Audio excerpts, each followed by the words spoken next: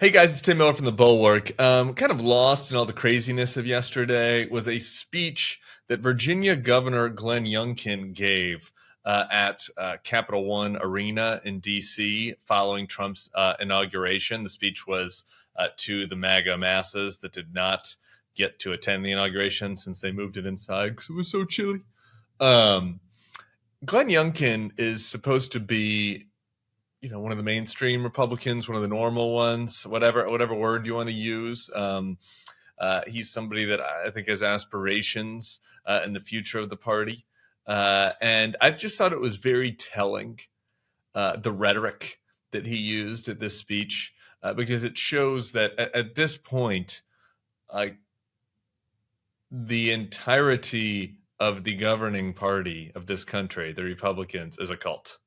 Like even somebody that is the governor of a blue state, basically bluish purple state, Virginia, is using rhetoric that is indistinguishable from what somebody would say if they were like at a Donald Trump church, or if they were, if they're on Matt Gaetz's show on OANN. So I want to play this clip from Glenn Youngkin and then talk about it on the other side. Donald J. Trump has never, ever lost faith in America. They tried to take him down legally. They tried to put him in jail. They tried to even assassinate him. And he never gave up on America. And America, we will never give up on him. A couple pretty important things to bring up here. Number one, Donald Trump never lost faith in America. That's not true. Donald Trump spurred an attack on the capital of America. All right, you can say he had a great political comeback. You can say the American people decided they didn't care about that. You can say that the American people decided they were on his side in that dispute. But what you can't say is that he didn't lose faith in America. I mean, he ran a concerted campaign to undermine American democracy, where he talked about how American democracy is a fraud, where his rhetoric was indistinguishable from what Vladimir Putin or America's foes would say about the country. He did not respect the transition of power in America from one presidency to the other, except for when it was him that was the one coming in. So he explicitly he's attacked the American justice system. His inaugural speech was about how America needed to be liberated from the Biden regime. For American citizens, January 20th, 2025 is Liberation Day. This was America's Liberation Day was the key line of his inauguration speech. Like that implies that America had something that needed to be liberated from. So he did lose faith in America. Now, again, if you want to make arguments that are in line with Donald Trump's behavior, like you still like Donald Trump because you like tax cuts or whatever, okay, I'll listen to all that. But like that is just a blatant lie. Like you are doing Donald Trump propaganda as a term limited governor of Virginia because you still want to have a role in this party. So that's number one. And then number two, this comes to something that I've covered before on here, but it's worth reiterating, which is this sickening line that there is this unnamed they that tried to assassinate Donald Trump. They tried to take him down legally. They tried to put him in jail. They tried to even assassinate him. That they tried to stop him politically, that the deep state tried to investigate him, that they tried to arrest him, that they tried to assassinate him. What this does is it gives a rationale for the Trump supporters to believe that their fellow Americans are enemies that tried to kill their leader. Okay? And that did not happen. There is no they that tried to kill Donald Trump. There is a he that tried to kill Donald Trump.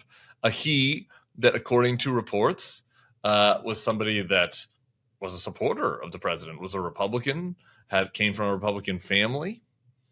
It was an individual who liked weaponry and guns, kind of like conservative gun culture. It was a single individual that, because of the gun laws that Republicans support in this country, was able to go to, I guess in this case, access his father's firearm, but then go and in the same day purchase rounds of bullets, many rounds of bullets, which he used to plan to terrorize the Donald Trump event. There have been some reports from the FBI. I guess we might learn more from Kash Patel's FBI, but there have been some reports from the FBI that he was Googling and searching basically for famous people having events near him. He was just looking to for individual fame. I think it seems to be like the leading theory about why this troubled young man did this. And then there's another guy, I guess, that was hiding out at Trump's golf course, who like seems just completely insane. That's who tried to kill him. All right. There was not a concerted effort by the Democrats or the deep state or whatever Glenn Youngkin is trying to cheekily imply there to get a rousing applause from the MAGA crowd. Okay. So look, and there's a lot of crazy stuff happening. We could be here all day. We're going to be here for 4 years, 1,460 days, talking to you about the crazy stuff out there. We got to, at some point, be judicious about what we talk about, what we don't talk about, what there's time for. But I think that this is an important thing to focus on just because of the nature of who this is, that it's Glenn Youngkin, right? Like, it's not somebody in Trump's administration. It's not one of the MAGA Congress members. It's not somebody on Steve Bannon's show. Like, it is the person that, if there ever were a fight for the Republican Party's soul in the future, like the normie types might put up Glenn Youngkin as their standard bearer. And so you can see now that even their standard bearer like feels compelled to advance fiction in service to Donald Trump's, mythology. That's pretty alarming state of affairs. And also bad on you, Glenn Youngkin. You know better. And I felt like you needed to be called out for it. So there's that. Make sure to subscribe to the feed at the Bulwark. We're getting close to 1 million subscribers. We really appreciate all of you for supporting our work. Much more to come over the next few weeks as we see what Donald Trump and his enablers' plans for the transition to a second term are. So we'll be here for that. We'll be seeing you all soon. Hey, if you like this video and our content, I'd love for you to become a Bulwark Plus subscriber. You get access to bonus podcasts, secret podcasts, and newsletters we put out every day, plus some behind-the-scenes takes that I don't always post on this feed.